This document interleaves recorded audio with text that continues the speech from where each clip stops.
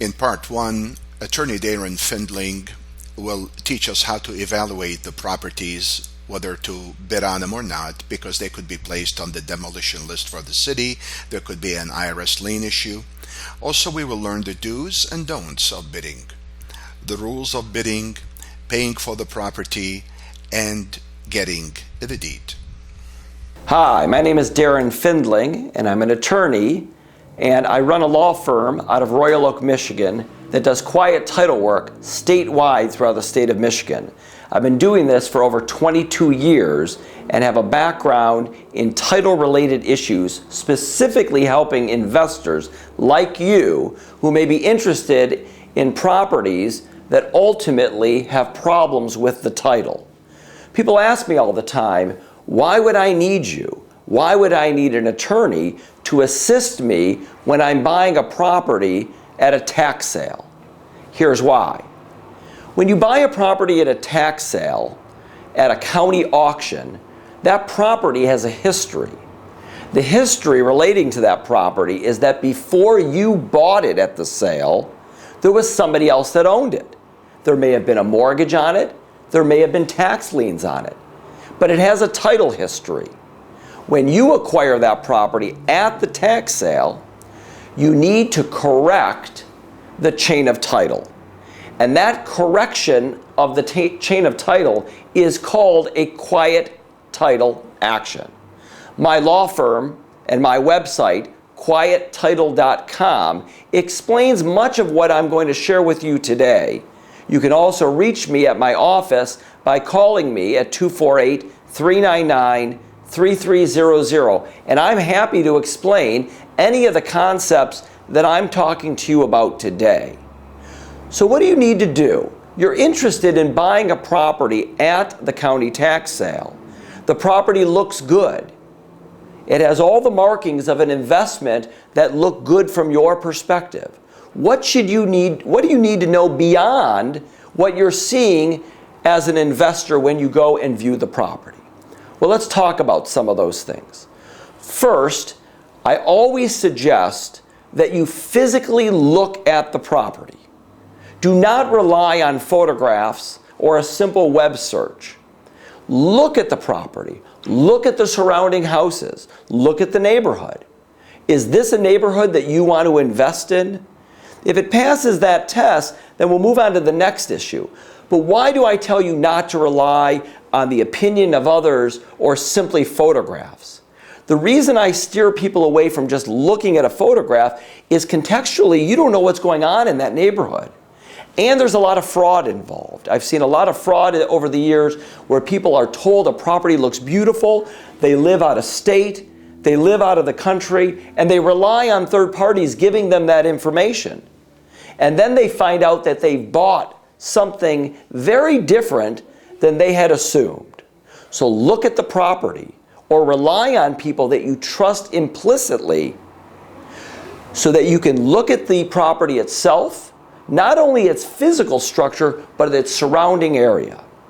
The next thing I want you to understand is that when you buy a property at a tax sale, there are some things we want you to know about the property before you put your money down, before you lay the dollars out to the county.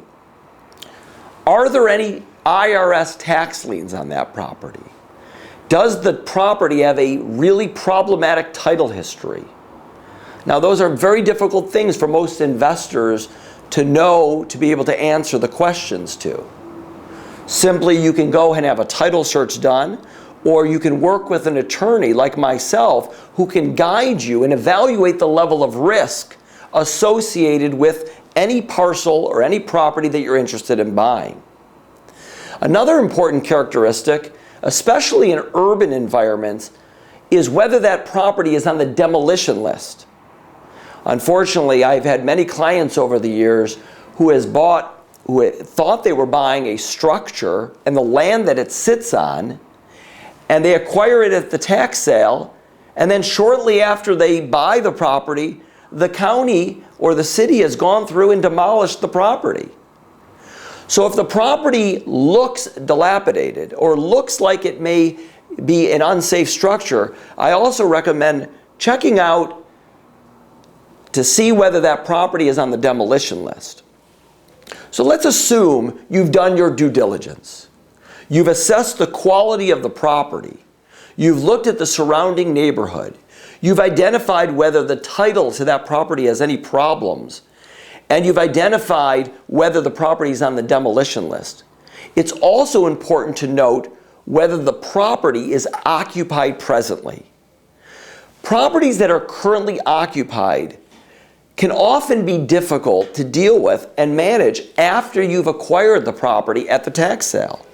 Why do I say that? Well, you go and you buy the property and you receive a deed from the county at the tax sale, and you've got a squatter or the prior owner of the property living in that property. Now what? You're going to have to evict that person and go through an eviction process. That process, although a bit of a headache, can cost you some money and can take some time away from your energies in rehabilitating the property and making that property marketable or rentable for the future. In addition, a tenant in a property can cause all sorts of havoc. When they're finally removed from the property, they can cause a lot of damage to the property. They can cause damage to the fixtures, rip out toilets, destroy the property on the way out. I've seen all of these things occur. So be mindful of the fact that if you're going to acquire a property and somebody's in it, you're going to have to dispossess that party through a legal eviction process. You can't just go knock on the door and throw their bags out to the curb. And there's a process of evicting that you must do. You must comply with the statutes of Michigan, or you will be held liable, even if that party is a squatter or illegally trespassing on the property. So now we've covered all of these areas, and you go to the tax sale, and you're ready to buy a property at the tax sale. Let's now focus on that process and what happens thereafter. So now you've identified that there are properties, or maybe one property, that you're interested in buying at the tax sale. Before you show up at that tax sale, though, there are things that have occurred. First, you're identifying what county the property is located in. Obviously, you can do a simple Google search if you're not familiar with the area to identify what city corresponds to which county. In the tax sale process, each county within the state of Michigan handles their process a bit differently. Some are using outside vendors to actually conduct the sale. Some do a live auction in which you appear in a conference center to actually do live bidding, and some use an internet-based online auction system. So depending on the county in which the property is located will dictate how you go through this process. First, though, you have to at least identify the list of potential properties that are at sale. And the way you do that is, depending on the county, each county through the state of Michigan has on their respective websites the tax sale foreclosure or the tax sale forfeiture process, as well as an online list. Some counties will have a few, and some, like Wayne County and Oakland, will have many, many properties that will be offered for sale. Some will do them on a defined date, once, twice, a few times a year, and some will do them on a rolling basis online as properties become available to bid on. So you really have to check each county's website to understand which properties may be available for you to bid on. Again, I went a few minutes ago and discussed the issues about how to evaluate properties. But when you're ready to bid on a property, it's important that you not put all of your energy only into potentially one property if you're an investor, because often you may not be the successful bidder. So we recommend do your due diligence on as many of the properties that you would consider, with an understanding that some of those properties you may not be the highest bidder, Or on the day of the sale, those property or properties may actually be withdrawn from the sale itself and may no longer be available for you to bid. So now you've identified a property or properties that you're interested in, and you attend a sale. Let's assume, for purposes of this explanation, that that sale is a live sale. And what I mean by that, it's a live auction, just like you've seen on television. In fact, on my website, I have a link of the Oakland County land sale in which I recorded a live auction to give you a taste, just a taste of how it actually occurs. There is actually somebody, an auctioneer, who stands there, and a photograph of the parcel of property comes onto the screen, and there are many people in attendance with paddles, and they bid.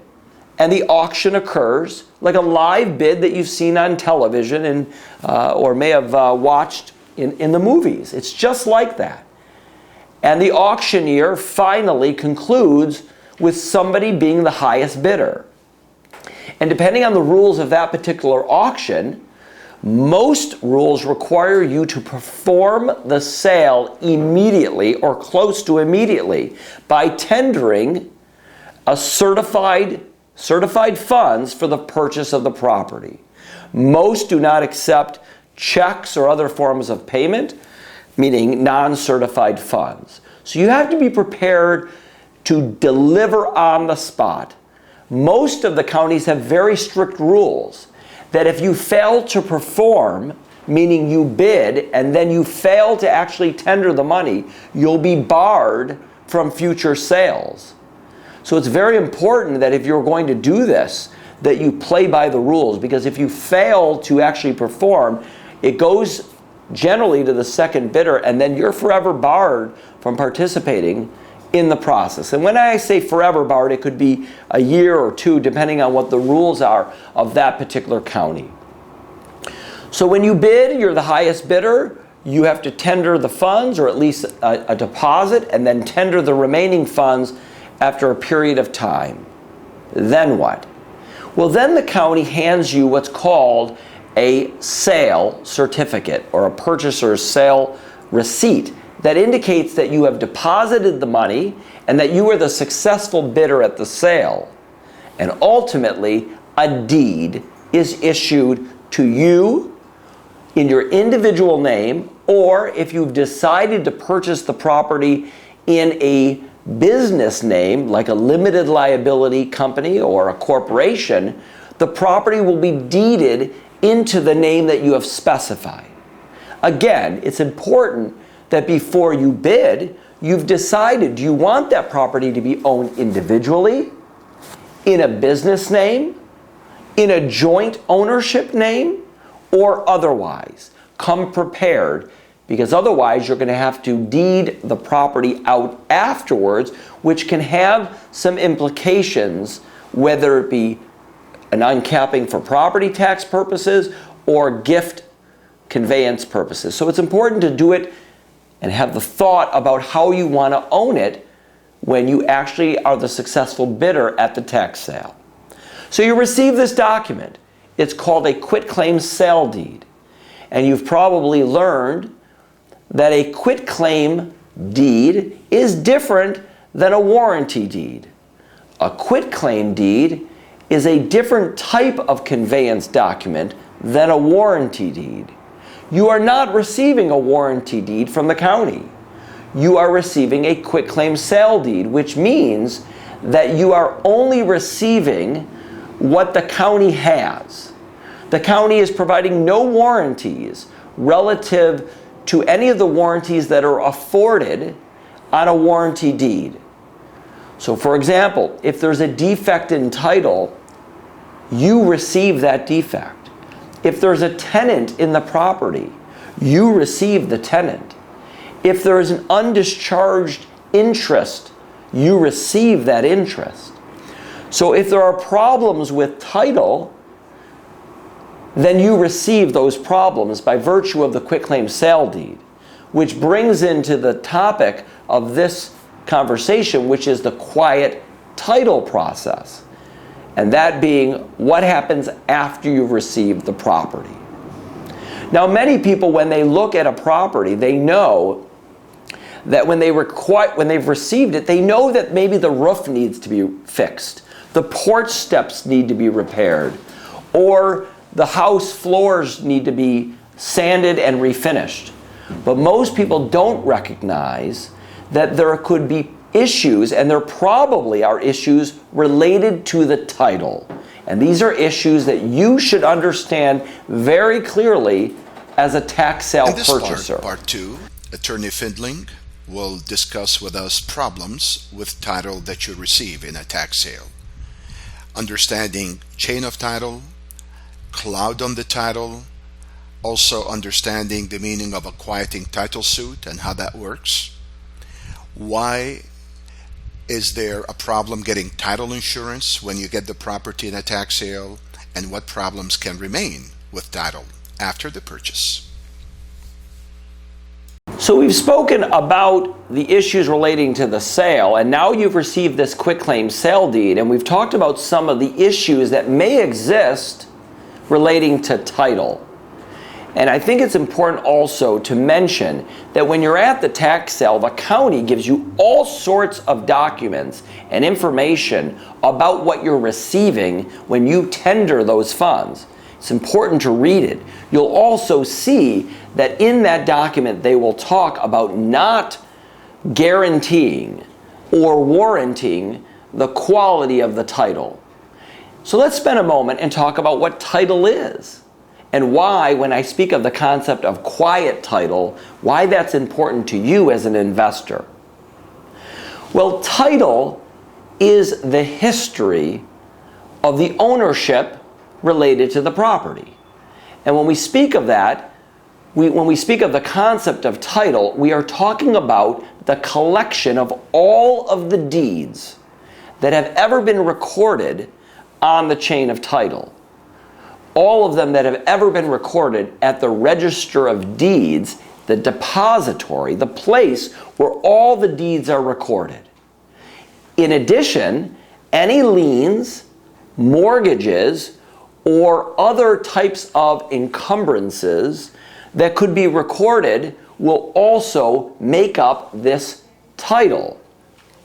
So it is the collection of all of these documents, not the last document, but all of the documents read together, that dictate whether your title is good and marketable or problematic and needs the assistance to clean up the chain. I've used the term chain of title a few times, and I think the best way to think about it is think of a chain on a bicycle. One link connects to the next, connects to the next. And the links on a bicycle are deeds. So we want deed, the first deed, to give from person A to person B. Then the next deed from person B to person C. And so on and so on. We call that the chain of title. When one of those deeds or links is broken or has a defect, we say that the chain of title has a defect. The chain of title has a problem. And the way you repair the chain of title is through a process called a quiet title action. A quiet title action is a lawsuit. It is a lawsuit filed to correct the chain of title, to ensure that you, as the plaintiff or the party that will own the property, has good, marketable, and insurable title. Title such that when we're done with the quiet title process, you can sell that property, you can obtain title insurance, a court of law will recognize your ownership. It is the undisputed ownership to the rest of the world. So the idea of quiet title is the process, the legal process, that cleans any defects with the deeds or the mortgages that are recorded at the Register of Deeds. Now with a tax sale, inherent in every tax sale is a title issue. Inherent with every property that you're interested or purchase at a tax sale, there will be a title issue that exists. And the title issue is a little bit different than the chain of title that I keep describing, where deed A gives to deed B. Because remember, before the county received that property, it had a history. And the history included that somebody owned that parcel of property. There was an owner, and that owner could not pay their property taxes for a good 2 years. They stopped paying for 2 consecutive years, and then the county starts a process. And the process includes sending out notices to that prior owner. You are delinquent in your taxes. Pay our property taxes. If you don't pay the property taxes, your property will be forfeited. It will be lost to the county. Those notices keep going out to not only the prior owner, but any owner or deed holder in the chain of title, as well as any lien holder, mortgage company, or any taxpayer of record. Those notices go out over and over again. You may have seen them. They try to put them on brightly colored pieces of paper. They post them at the house. They want people to pay the property taxes because that creates a lot of money and revenue for the county. But there are people who don't. And the property eventually gets forfeited or lost. And when we say lost, meaning it goes back to the county. And then the county offers those properties for sale. And that's the process we've been talking about with the tax sale, where you as an investor may be interested in buying a property at the tax sale. So now, why do we have a title issue inherent in all of the tax-related parcels that end up at the auction? Here's why. The title industry is afraid of the liability or risk with these properties. Over many, many years, as the tax sales have occurred, there have been various challenges to the process. People have sued the county, claiming that they wrongfully took their house, that their house wasn't supposed to have been foreclosed on, or that they never got notice, that the county, instead of sending them notice, sent it to somebody else. And there have been successful challenges over the many, many years that the tax sale process has occurred. So the title industry as a whole is afraid. These properties are higher risk to them. So as a whole, they want you to clean up the title. Now, there could be all sorts of other title-related issues. The important factor is that when you buy a property at a tax sale, you're going to have to address the title issue. And the only actual way to clean a title, to correct a title, to resolve the title issue, short of getting the prior owners to deed off, which is very uncommon, the only way to resolve it is through a legal process that I've been referring to called the quiet title action. And at quiettitle.com, our office does these regularly, filing them to resolve the title issue, to allow investors to take properties that they have acquired at the sale and make them marketable, make them able to be sold, get title insurance, rent out, prove to any other parties that they are the rightful owner. And that is what a quiet title action is. When we're done with this quiet title action, there's a document called a judgment that actually gets recorded in the same place we've been talking about at the Register of Deeds. It gets recorded with the deeds and the mortgages and the lien interests in the chain. And it shows the world that you are the rightful owner and that you have the right to sell, to own, to rent, and to get title insurance. Now, we spoke earlier of some of the things that we have to be mindful of or careful of when we're buying tax property or tax auction property. One of them is IRS liens. And sometimes you'll look at a property and notice that there may be an IRS lien that was recorded on that property. And IRS liens are really interesting because they're governed by federal law, where our tax forfeiture process and the tax sale is governed by state law. So the quiet title process will be necessary to resolve those issues, because although the county through the forfeiture process should be cleaning or wiping out the history, the liens, the mortgages, the prior owners, there's some question whether it has the right or power to wipe out IRS liens. So keep that in mind when you're looking at properties, whether one of these exists. In part 3, Attorney Findling will discuss the process of quieting title suit. You need to know about that. That will be discussed in depth. Also, if you somehow got title insurance without quieting title, can you still have a title issue in the future? Let's talk about that. So this has been an overview of both how to evaluate the quality of a parcel, a quality of a property, what to do at the tax sale itself, how a sale occurs, and you'll see some videos that we have available so you can actually watch a live auction and see how it occurs, as well as what happens when you acquire the property and you receive that deed.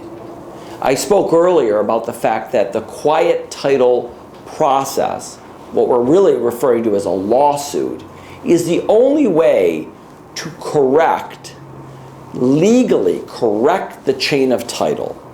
There may be other strategies available or afforded to allow you to close on the sale of a property. But that just kicks the can down the road, because when the problem occurs down the road, whether it's a period of time or to a subsequent purchaser, you're still going to be left with the defective title issue. Remember, a title issue, we say, runs with the land. It stays in the chain of title for the history. It doesn't just vanish or go away on its own. So the mere fact that you were able to close with a title agency does not necessarily mean that you've resolved the title issue. And the only way to do so is by getting a quiet title lawsuit and obtaining a quiet title judgment in the favor of you or the party you're representing. Now at quiettitle.com, I have a lot of this same information that I've expressed to you. I also walk through an extensive timeline of the process of the quiet title process, each step of the way, so you understand what I'm speaking of here, as well as some of the frequently asked questions. But again, I'm very available, so you can both visit my website and ask questions, or call me, and I will respond to anyone that contacts me to assist them through the quiet title process through www.quiettitle.com, and quiet title spelled Q-U-I-E-T, title, T-I-T-L-E.com, or 248-399-3300. Thank you. Great. So they